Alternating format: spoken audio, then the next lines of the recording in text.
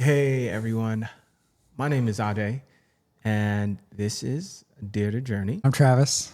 Welcome to the podcast. Welcome to the podcast. Let's actually start off why I'm grateful. I am grateful today because I had the opportunity to speak with my mom this past holidays, and she's amazing. And I'm glad to still have her in my life.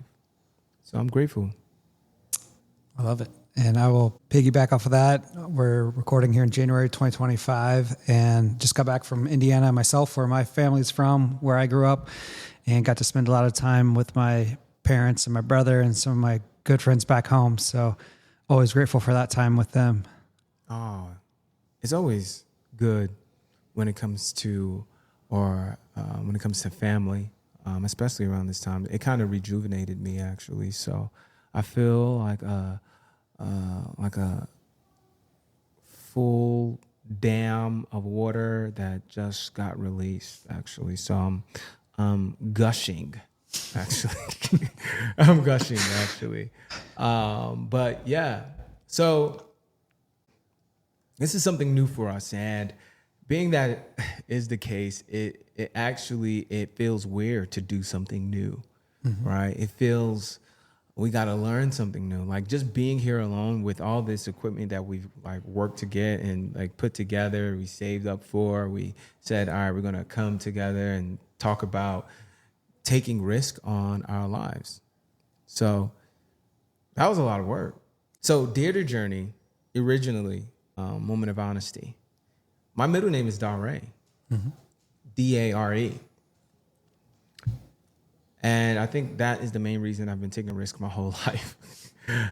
And even this podcast was a dare for us. We said, let's challenge ourselves to learn something new. Mind you, we're nervous, sweating bricks back here, trying to figure out what to say to nobody who's watching in the room. It's not like there's an audience or anything of that sort. So we also have to be comfortable being able to talk amongst ourselves as we normally do, right? Yeah. Which actually gives us the opportunity to really learn from each other and understand our different journeys and how we work together, or even how we handle different circumstances or challenges or obstacles. So we can almost find like a cheat code depending on what we know, and hopefully be able to have a smoother process, or a more empathizing, sympathizing journey, and knowing that you're not alone, right?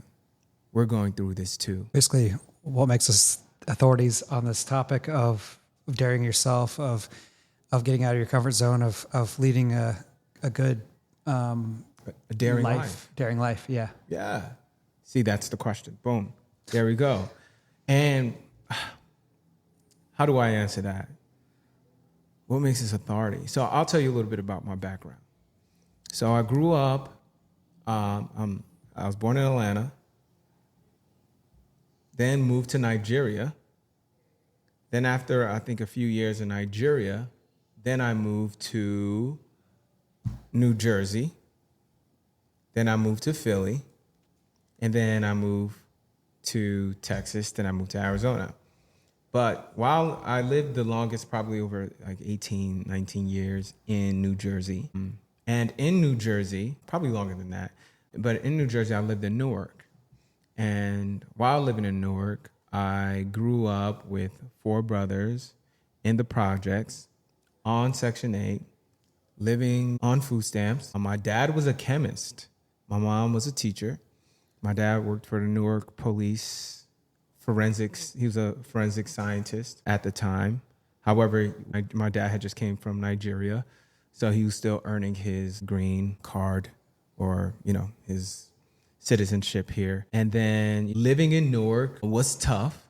I grew up with gangs, and I grew up with people on the street who were overdosing on drugs. Had to catch buses to different parts of Newark to go to school. Almost joined a gang, and life was a little bit different from what I saw on TV, though, right? So I'm like, there has to be like a better life than this, right? But after Newark, grew up on streets of the hard knocks. It was a hard knock life. Used to fight a lot. However, my dad was very big on education, very big on education. Like, you would not be able to breathe at home if you're not doing homework or passing your classes. So, and sometimes you would probably get an ass whooping if you act up in school, for sure. So, grew up in Newark.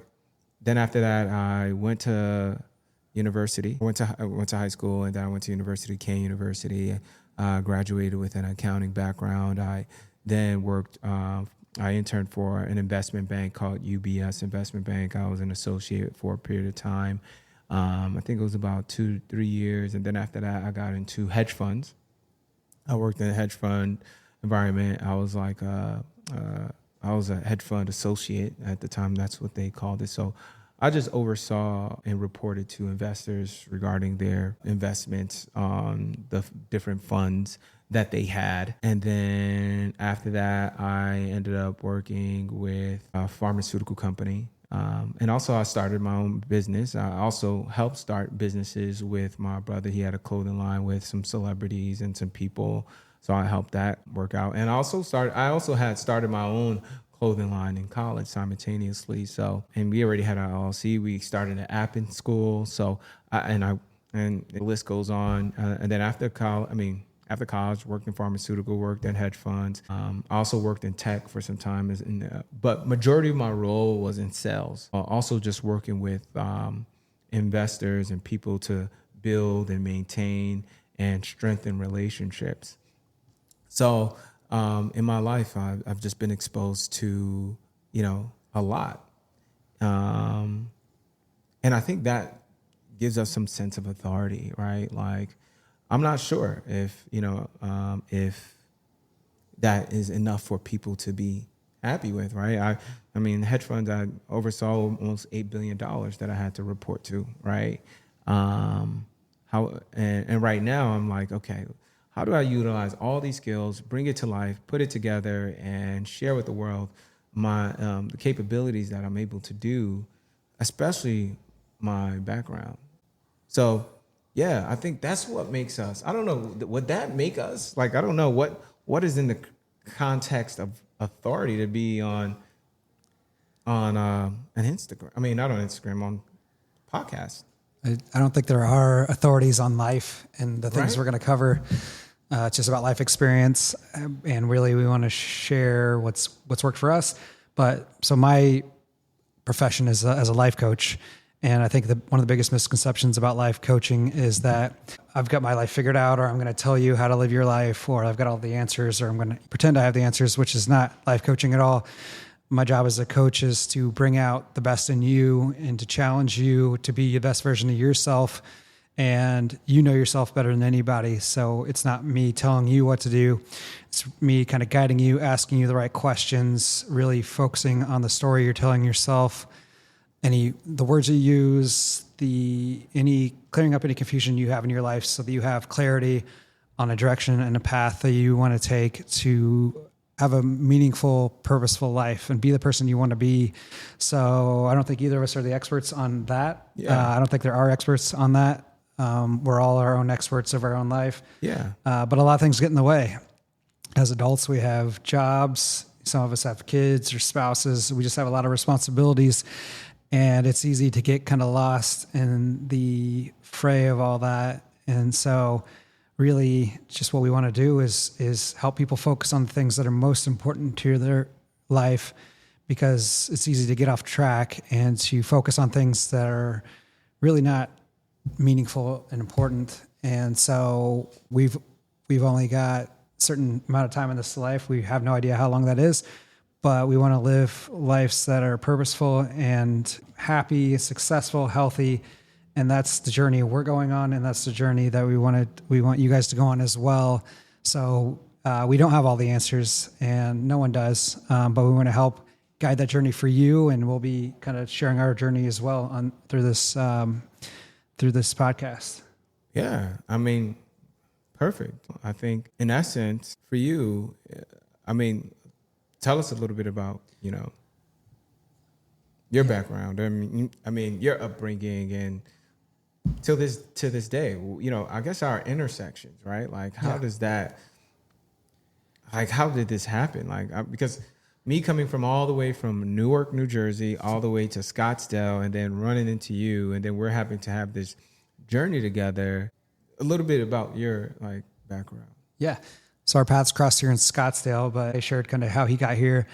For me, I was born and raised in southern Indiana to a middle-class family, went to a small Catholic school, went to a college for journalism, got my degree there, and started at the small-town newspaper in my hometown, and eventually moved to St. Louis, where I got into corporate communications. And I liked what I did. I worked for some good companies and really good people, but it just wasn't meaningful work to me. And I didn't feel like I was making a difference with my life. And so about 5 or 6 years ago, I was like, I got to figure this out. I got to figure out what kind of work really gives me a sense of purpose and makes me feel like I'm helping people. And I kind of did a personal audit. I worked with a career counselor, read a career book, just did some personality assessments and things like that. And I tried to figure out what are my skills and strengths, but also what am I passionate about and how do I like to help people? And that led me to life coaching. So I ended up getting certified back in 2020 as a life coach.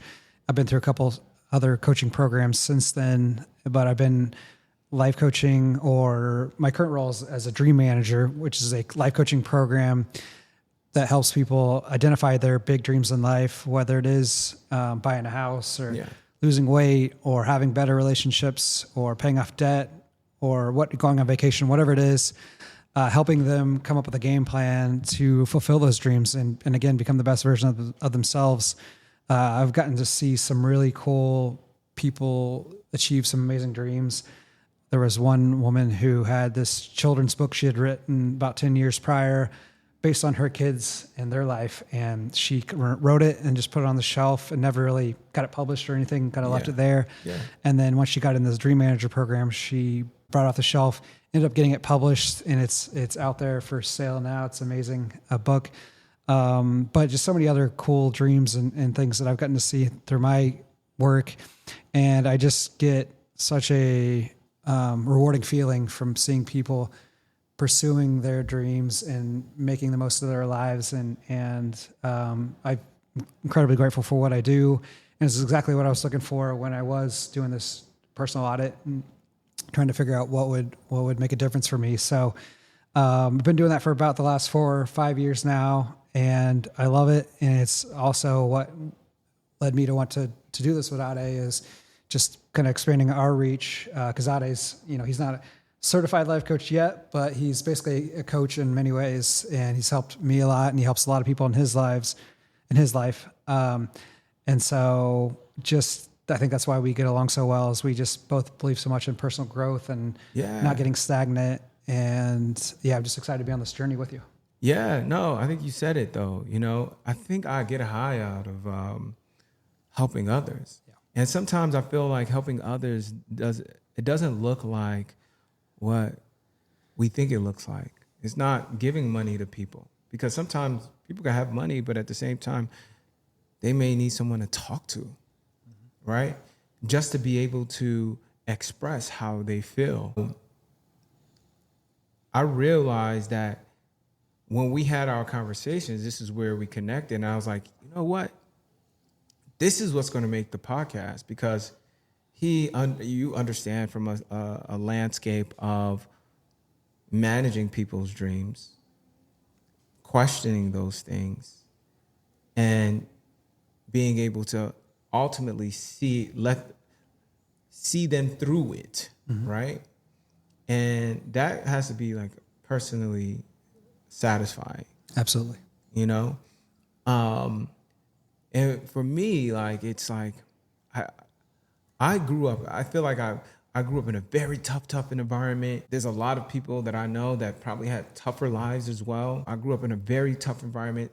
Didn't think I was going to make it past 18 based off where my environment was. Didn't think I would be in rooms or in spaces where I would be the only African American or African American in these rooms. Also, I, never thought I would succeed in ways where I'm leading an organization, right? When I was in college, I was president of student government. In high school, I was president of my class. And I'm like, okay, that means that I felt like, and I never expected these things, which is kind of crazy. It makes me start thinking about maybe I should not try to control my destiny because I never tried to control it. But it let me here in Scottsdale, Arizona. And I would never have imagined that in my years growing up. And right now, I guess I'm in a place where I want to grow. And also we want to grow this podcast too, right? We're learning all the tips and tricks, but we also want to make sure that we're helping you, right? Mm-hmm. We also want to make sure that we're sharing in a way we are challenging you to take risk. I'm kind of curious, if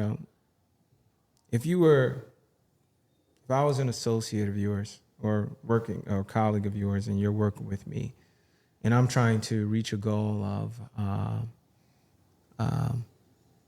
retiring early, what would be some things you would start with to know? Like, what would you want to know?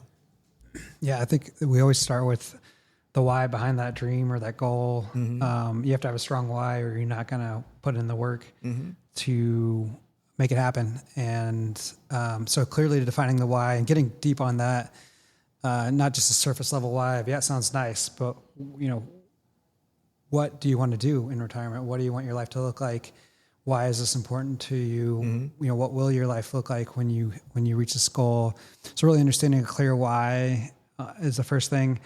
And then again, painting that vision or creating that vision of, again, what you want your life to look like. And then we kind of reverse engineer from there. So it's about taking these big dreams that may seem unattainable right now, but you take the big dream and then you break it down into small steps and then you kind of work backwards from there. So just breaking it down into small steps, as small as you need till you get to where you want. But reverse engineering is the big thing, and acting as if and being the person that is able to achieve that dream, I think is important. So you don't have to wait till you achieve the dream to be that person. You need to kind of embody that person now of who is the person that is able to retire early, and like, what do you need to do now? How would that person talk? What would they do? What would they say? What kind of connections will they have as far as people and people in their lives? Things like that. So that's kind of where we start, is the why, and then create this vision, and then kind of work backwards with small steps to get to where you want to get. That's the high level of it. Gotcha. Okay. So I think then my question is, I'm guessing I would have to ask myself why.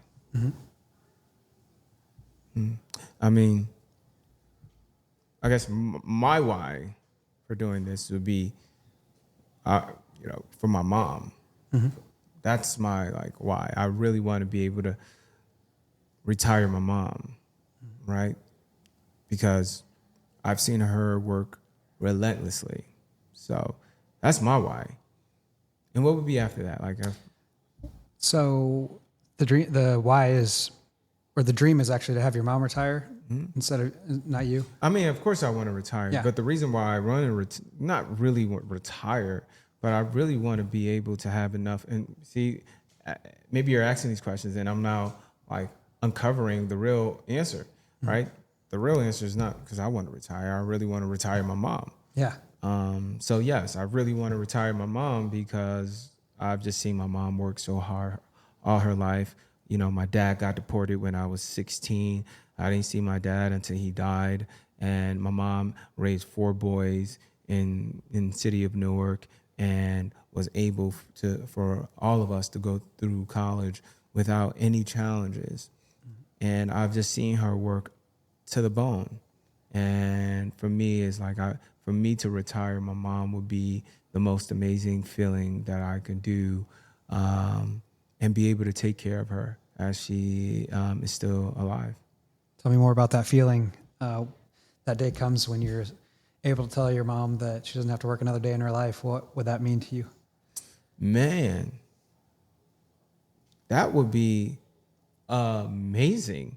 I will send her to Nigeria. She loves being in Nigeria, and take care of all her expenses. That's not how it would feel. I will feel elated. I will feel happy that my mom doesn't have to lift a finger again. Period. You know, that feeling to me alone is more, because I cry every time I see my mom having to work hard and her provide and make the sacrifices that she has made for me and my brothers. So that is the feeling. I will feel elated. I'll feel joy. Yeah. I think starting there for me would be like, that'd be awesome. Yeah. That'd be awesome. So, Just putting yourself in that mindset and how that would feel and how your mom would feel, how your family would feel. Just feeling that kind of emotion and what that would feel like first is a great place to start. yeah. That gives you that kind of empowering feeling to latch onto, because you have to work your ass off to make that happen. I'm sure that's not an easy thing. And I know you don't dream small. You have big dreams. And so latching onto that emotion, that feeling is really important, because there's going to be days where you don't want to work hard and you don't want to do the commitments that you need to do to make that happen. So that's the first thing, is understanding that why and hanging on to that as you go through this journey. So. Oh, okay. That feeling of being, that joy. Mm-hmm. Okay. Yeah. No, that would make me feel great. That I could maybe putting out a picture of your mom in Nigeria or something, some kind of visual to, remind you. The more we put our dreams in front of us, we focus on what's in front of us and what's, kind of visually in front of us. So just having those reminders constantly of what our dreams are is really important as well. Yeah. So whether it is a picture of your mom or some kind of quote or anything that reminds you of your mom, reminds you of Nigeria, whatever it is, can help you stay motivated and stay on track too. Okay. Yeah. No, I think that for me now brings like full picture. Maybe I wasn't thinking about it like that because I didn't do it to that extent. Because I feel it every day. I feel the need when I know my mom, all the pain that my mom like has went through, right? So I see it and I felt it, and that's also the pain. Maybe I'm doing it backwards because I use the pain to remind me of I need to keep going. Pain's a good motivator too. Yeah. Pain. Joy and pain. Yeah. Really. You can be all of them. Yeah. Whatever emotions, keep you on track. Got it. We're emotional beings, so that pain, it can be super motivating. I think Tony Robbins says we're either always trying to avoid pain or seeking pleasure, one of the two. And so here's the thing, though. I grew up in pain, and I've seen it. Mm-hmm. Maybe people see other things, but the pain that I felt was fair in my life every day that I'll probably die. I've got robbed so many times growing up.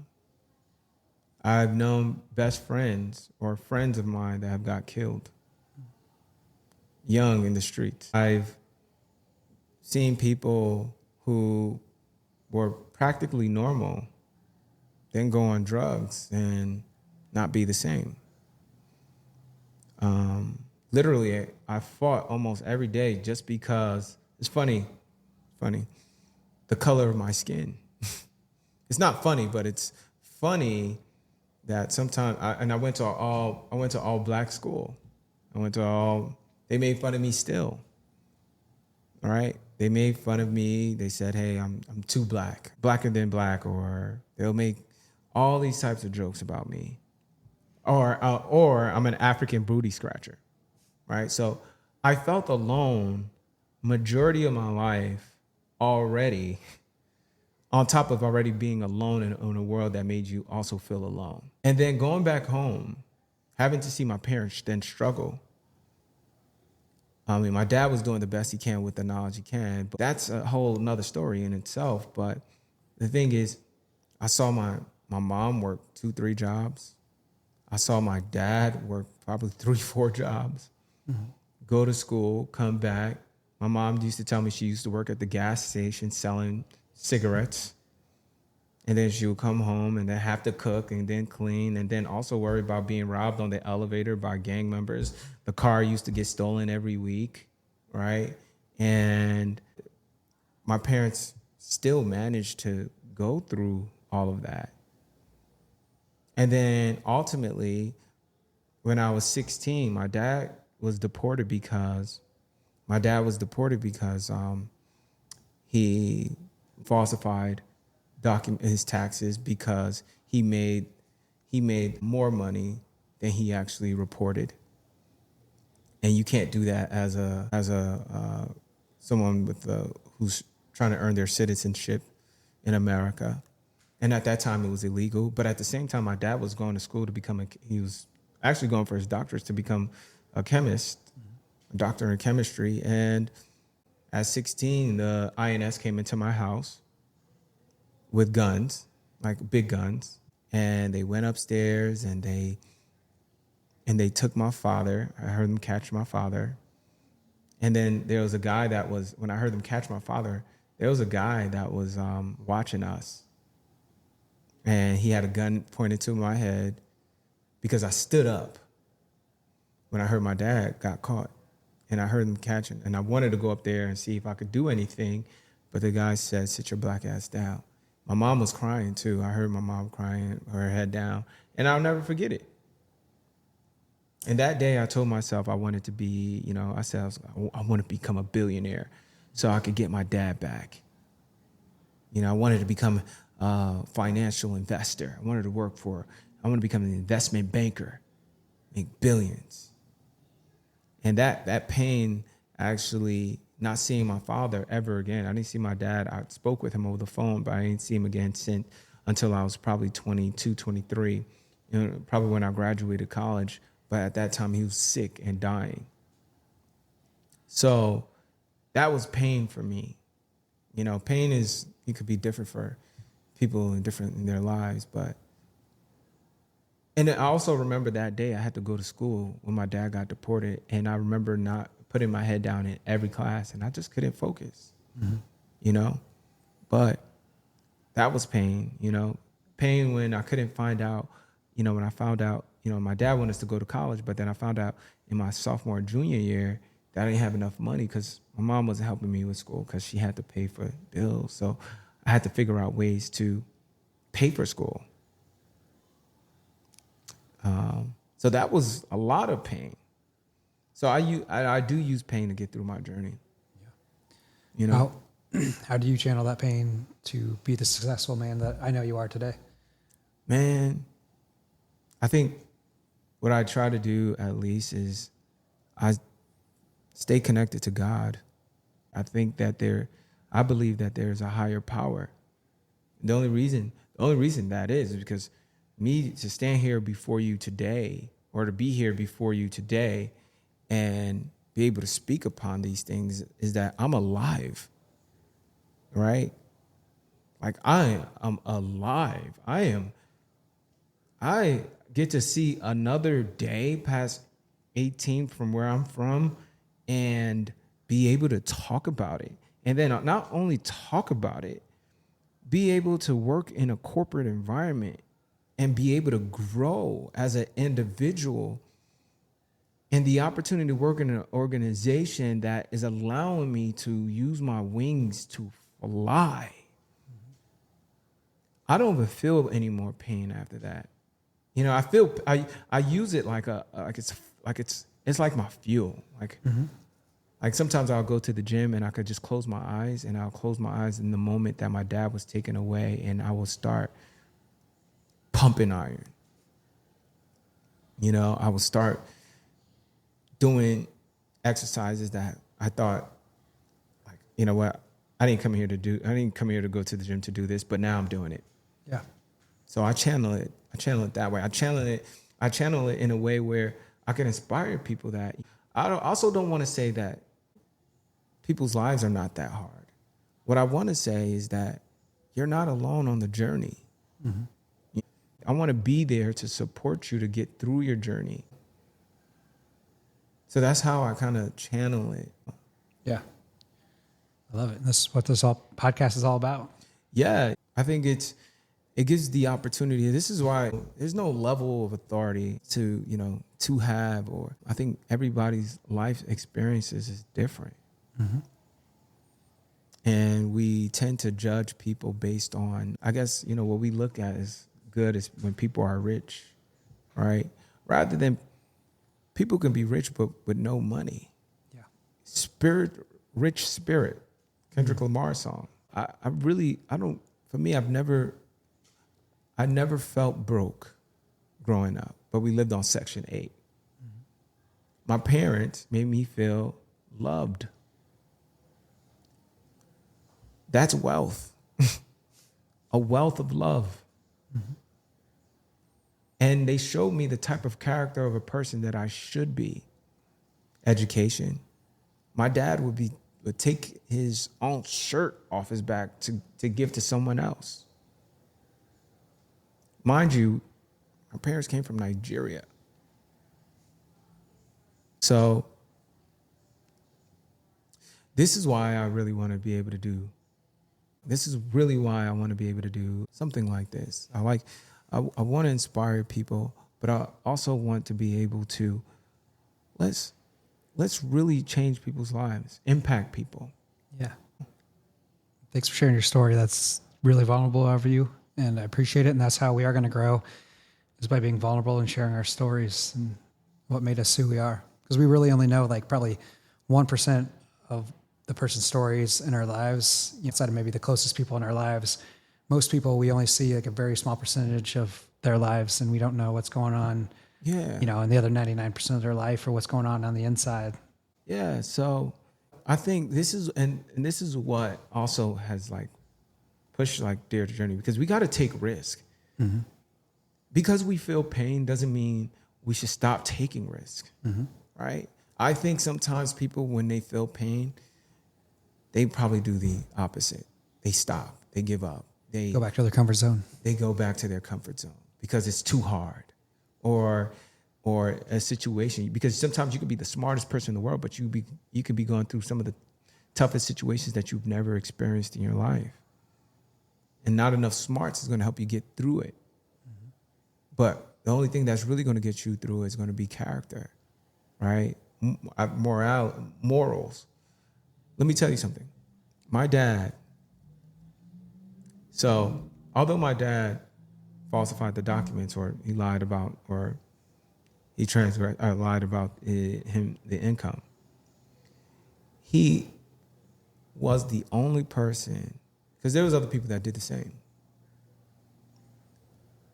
but he was the only person that pleaded guilty under God. Mm-hmm. And that let me know that my dad valued truth over anything else. So that means there has to be a level of truth that I have to deal with my life. I have to look at life as it is, as a realist. Like, living here in the hood is hard. Once again, no matter how painful it is, you're not alone in this. Mm-hmm. And that's one thing I realized, that let's impact people's lives. Yeah. So, yeah. So that's what literally, like, Dare to Journey is really here to like be able to dare you to do, right? And once again, it's not only personal lives, it's health, business, work, relationships, challenging yourself to take a risk. So after today, I want to dare you all to do something, right? I want to dare you all to subscribe to this channel, as we are coming out with new content. We are learning and wanting to be able to bring on people, share our stories, but also, most importantly, we're going to dare you to challenge yourself every day. We're going to do the same for ourselves. Oh, we can't tell people to do something if we're not doing it. You know me, I love taking risk here. Seriously. If Travis knows, well, he knows me. I'm a very outgoing but silent individual. Okay. So yes, so we're going to be taking risks. But for today, we want to dare you to subscribe to this channel. And please also check out our Instagram, Dare to Journey Pod. And I look forward to hearing from you all. In the comment section, please let us know why you're grateful, right? Please let us know why you are grateful today. One thing, 2 things, 10 things, but share it. Any last comments? Oh, I love it. Gratitude is everything in life. Makes us see the world in a whole different perspective when we're grateful, when we're appreciative of what we have, and we're not always looking at what we don't have. So, yeah, please share what you're grateful for. Oh, yeah. On that note, I want to do this right because sometimes I mess this thing up here. But we want to thank you all for coming to our wonderful show.